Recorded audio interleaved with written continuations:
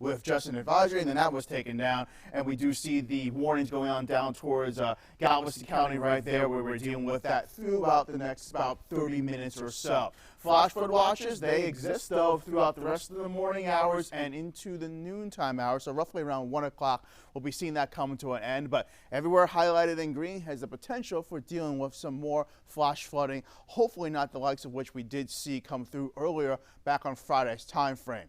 In fact, looking back over the past 24 hours, we did see that kind of backdoor swinging frontal boundary move from Louisiana over into southeastern Texas throughout the midday hours, and as a result, Beaumont picked up over 6 inches of rain. Galveston recently has added up to their total, so they're sitting at 5.6.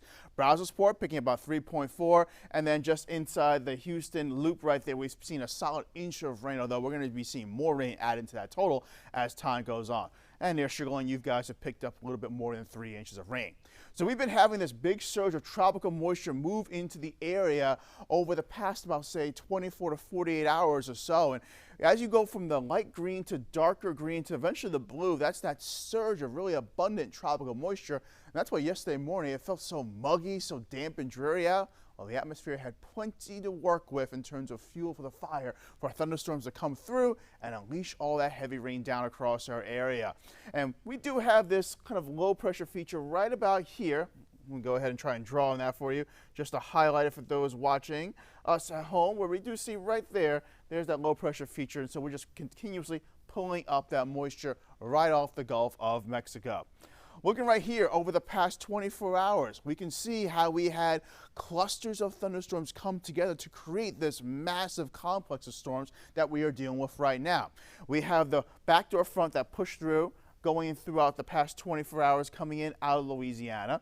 And as this relapses, we can see another frontal boundary drifting on down from the north, from Oklahoma, coming down into northern Texas. Well, watch as we see that initial line of thunderstorms popping up in western Texas, make its way to the east, and then we can see those bands of thunderstorms kind of getting picked up, getting sucked right into it as that massive complex continued to create its own generation right there and making its way to the east over time, creating a lot of lightning strikes. And also we had numerous reports coming on in. You can see all the dots popping on up of hail, gusty winds, some wind damage reports. But notice there have been less and less reports being reported down across southeastern Texas within the past several hours. Probably because a lot of people are going to sleep or already are asleep, but also because we're seeing these thunderstorms weaken as they're pushing eastward over time. But like Chief Meteorologist David Paul was showing us earlier on, about an hour or so ago, we have this cold pool of air up aloft dragging itself right behind that initial line of thunderstorms, helping to push it along, but also it's cooling things down. It's 68 in Houston, but meanwhile we have the low 60s out there in Midland, and the mid to upper 50s can be found in Amarillo. But look at the past 24 hours. Here's evidence of that cold pool coming on down.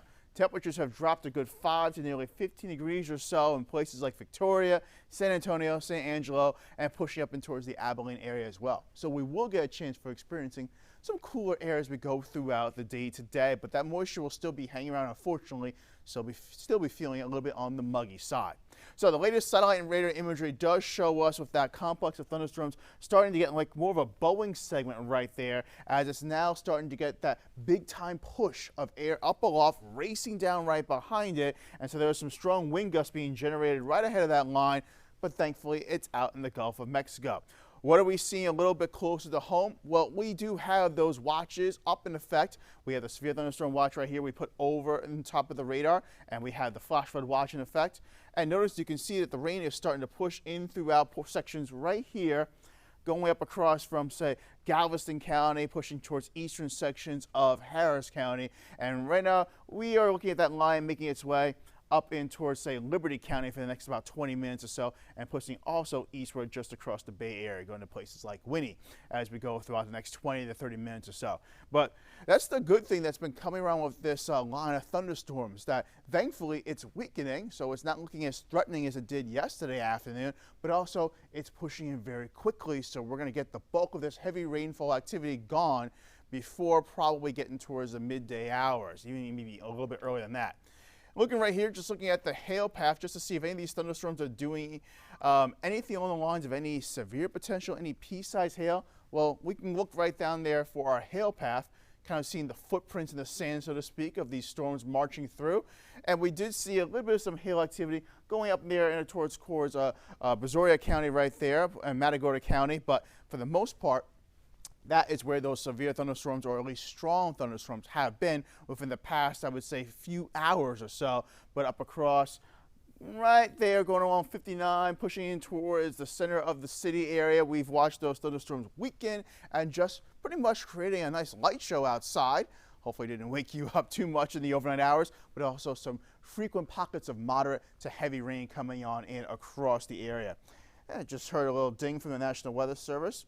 So we always have the National Weather Service chat rooms up to get the chance to talk to the meteorologists actually covering these storms right there in League City, but also other meteorologists around the region. And they're just commenting on the marine conditions out there as those thunderstorms are pushing on through, pretty much creating some strong wind gusts, but that's about it. So that's some good news being reported from those vicinities. Looking right here as we go throughout the rest of the day, as we take a look at our Storm Prediction Center update, we do have the conditions becoming more favorable for us getting some nicer weather eventually come on in over time as that severity has started to go down. We no longer see that number 2 out of 5 category, the slight risk that was around from earlier on Friday's time frame. Now it's a 1 out of 5, it's a marginal risk, and it does include, for the most part, central and eastern portions of the viewing area. Our western counties, not so much the case as we go throughout the rest of the day today as we watch those thunderstorms fizzle on out. But let me go right here in towards your future track and just play this out for you hour by hour. So we can see that the line of thunderstorms, for the most part, this is the computer model right there. Computer model showing, look at the thunderstorm activity pushing up across, say, Fort Bend County, Harris County. That line, it's already out to here. So the line of thunderstorms going on right now is actually moving faster than the computer models can anticipate right now. So definitely, that's some good news. It's going to get out of here, get out of Dodge, so to speak, a little bit ahead of schedule. But as we watch this future track going forward, you can see what is going to be coming up after this line pushes through. And you can see right there after about, say, 9, 10 o'clock or so, thunderstorms are pretty much wrapping on up near the Bryan area, west of Houston as well. But as that thunderstorm line pushes eastward into Louisiana, we still have a lot of moisture to be talked about right there in that kidney bean shaped area with some possible light to moderate rain. Won't lead to any big time flooding concerns, but there may be some localized flash flooding in several spots, especially in those low-lying areas. You know the areas I'm talking about, the underpasses, underneath the bridges, underneath the roadways, the overpasses. Those areas likely to be flooded, and any low-lying areas near any of the bayous as well. So we definitely want to make sure we try and avoid those areas as we drive out and about for Saturday morning's time frame. But rainfall amounts we could be picking up as we go throughout the rest of the day today, maybe adding on up in the rain gauges, picking up maybe a couple tenths of an inch to maybe an inch plus. These numbers are more on the higher end of things, so 2+ inches right there from Bush to Tomball, Conroe picking up nearly 2 inches of rain. Those areas likely to see a little bit less than that, but nonetheless, on average, I think we're looking at about maybe an inch or so to come on in addition to what we've already seen so far during these morning hours. But as we make our way throughout the day today, here is your day planner. And it should be looking to be a favorable one, or at least better than how it looked days past, when we were talking about how, say, today it was going to be a washout. Thankfully, the conditions improved. That's why we always say check the forecast constantly right here at KHOU. Now, Saturday's forecast does keep us with a cloudy sky during the morning hours, 7 a.m., and then temperatures into the upper 60s. And then as you hopefully join us at 8 a.m., me and Brandy Smith covering the latest H-Town Rush headlines and weather updates. We'll be watching the storms push to the east, and then roughly around noon, we're going to be seeing just a 30% chance for rain showers coming on in, maybe even seeing some breaks of sun as well. And then for 4 o'clock or so, the rain chances continue to remain low, around 20 to 30%, so temperatures getting towards seasonable levels. How does the rest of the weekend and next several days afterwards pan out? Well, we are in store for some much nicer weather to come our way as we make our way into Monday. So unfortunately, the weekend, not the greatest. Ground's going to be soggy, muddy in some spots as well, but we definitely do need the rain, and we're going to get the chance for lots of sun to shine on down and dry things up as we go throughout the work week. Temperatures generally will be in their seasonable levels, about 86, 87 degrees over the course of the work week. We'll have a mix of sun and clouds, and we'll also have some lower humidity levels. We'll have lower dew points and some drier, cooler Canadian air tries to surge on down from the north. So we'll gladly take that towards these late May days, because that doesn't come around too often here in southeastern Texas. Heading on out past Wednesday into Thursday, temperatures a little bit warmer, upper 80s. We'll gladly take that. And next rain chance comes on in after tomorrow. 20% chances to go into next Friday's time frame. So all in all, we have a nice, comfortable stretch of weather coming our way for next week. We just got to get past today and tomorrow, where tomorrow we will be dealing with that upper low pressure system kind of sitting around a little bit, giving us those on and off scattered thunderstorm chances throughout the day. So perhaps you have some chores you have to get done in the household. You want to make sure you stay nice and dry. Sunday's a good Netflix day right there to make sure you stay nice and comfortable inside.